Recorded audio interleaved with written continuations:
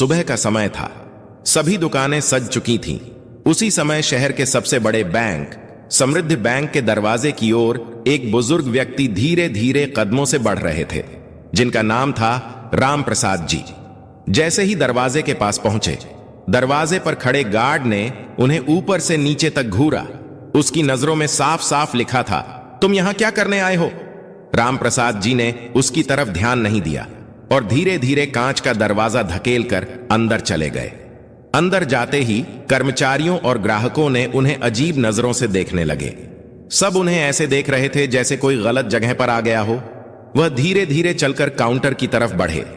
एक काउंटर पर पूछताछ लिखा था, जहां रितिका नाम की एक 30 साल की महिला बैठी थी। रितिका अपने काम से ज्यादा अपने फोन में व्यस्त थी। उसके चेहरे पर एक अजीब सी अकड़ थी। राम प्रसाद जी ने बहुत ही विनम्रता से कहा, बेटी, मुझे बैंक से पैसे निकालने थे। रितिका ने अपनी नजरों से घूर कर देखा। एक बूढ़ा आदमी साधारण धोती कुर्ते में, पैरों में घिसी हुई चप्पलें। रितिका ने मन ही मन सोचा, पेंशन के 2000 निकालने आया होगा। उसने बेरुखी से कहा, तो निकालो, मैं क्या करूं? जाओ उस काउंटर पर। बेटी, चेक से निकालने हैं। रितिका ने एक नकली हंसी हंसते हुए कहा, ओहो, चेक से? कितने निकालने हैं? 00 2000? मुझे RS 1 लाख नकद निकालने हैं। यह सुनते ही वह जोर जोर से हंसने लगी। उसकी हंसी इतनी तेज थी कि आसपास के लोग भी देखने लगे। क्या कहा? RS 1 लाख? अरे चाचा, सुबह सुबह मजाक करने आ गए क्या? तुम अपनी शक्ल देखिए आईने में। जिंदगी में कभी इतने पैसे एक साथ देखे भी हैं? भिखारी कहीं के। चलो निकलो यहां से। मेरा और बैंक का टाइम खराब मत करो। राम प्रसाद जी का चेहरा अपमान से लाल हो गया। उन्होंने कांपती आवाज में कहा, बेटी, तुम ऐसी बातें क्यों कर रही हो? मेरा खाता इसी बैंक में है। तुम बस एक बार चेक तो देख लो। रितिका अब चिल्लाने लगी थी, मुझे नहीं देखना कोई चेक वेक। तुम्हारी हिम्मत कैसे हुई इतने बड़े बैंक में घुसने की? यह बैंक तुम जैसे भिखारियों के लिए नहीं है। यहां शहर के बड़े बड़े लोग आते हैं। तुम्हारी तो औकात भी नहीं है यहां खाता खोलने की। पता नहीं कौन चपरासी था जिसने तुम्हारा खाता खोल दिया।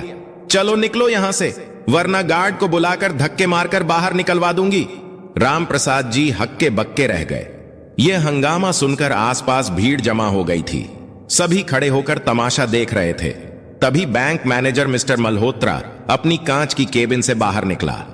मिस्टर मल्होत्रा एक नंबर का घमंडी और चापलूस इंसान था। उसने दूर से ही माजरा समझ लिया। मल्होत्रा ने कड़क आवाज में पूछा, क्या हो रहा है यहां? रितिका, ये कौन हंगामा कर रहा है? रितिका को जैसे और बल मिल गया। उसने चटकारे लेते हुए कहा, सर देखिए ना, यह कोई भिखारी है। सुबह सुबह आ गया है और कह रहा है कि इसे RS 1 लाख कैश चाहिए। मैं इसे बाहर जाने को कह रही हूं तो यह जा ही नहीं रहा। मिस्टर मल्होत्रा गुस्से में राम प्रसाद जी की तरफ बढ़ा। ए बुढ़े, सुनाई नहीं दे रहा तुझे? जब वह कह रही है कि यहां से जाओ तो जाता क्यों नहीं? यह बैंक है, कोई धर्मशाला नहीं जो कोई भी मुंह उठाकर चला आए। राम प्रसाद जी ने हाथ जोड़कर कहा, साहब, मैं भिखारी नहीं हूं, मेरा पैसा है। मिस्टर मल्होत्रा ने अपना आपा खो दिया। उसने आगे बढ़कर राम प्रसाद जी को जोर से सीने पर धक्का दे दिया। निकल यहां से।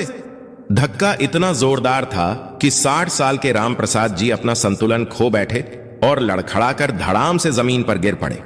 उनकी पासबुक और चेक हाथ से छूटकर दूर जा गिरे। उनके सिर में हल्की सी चोट भी आई। एक पल के लिए पूरे बैंक में सन्नाटा छा गया। फिर मैनेजर गार्ड पर चिल्लाया, देख क्या रहे हो? उठाओ इसे और बाहर फेंको। पता नहीं कहां कहां से आ जाते हैं बैंक का माहौल खराब करने। गार्ड ने लपक कर राम प्रसाद जी की बांह पकड़े और उन्हें घसीटते हुए बैंक के दरवाजे से बाहर कर दिया। राम प्रसाद जी ने पीछे मुड़कर देखा। रितिका विजय मुस्कान के साथ उसे देख रही थी। मिस्टर मल्होत्रा अपनी टाई ठीक करता हुआ वापस अपने केबिन में जा रहा था और बाकी ग्राहक वह सब ऐसे अपनी अपनी जगह लौट गए जैसे कुछ हुआ ही ना हो। बैंक के बाहर धूल और गाड़ियों के शोर के बीच राम प्रसाद जी जमीन पर बैठे थे।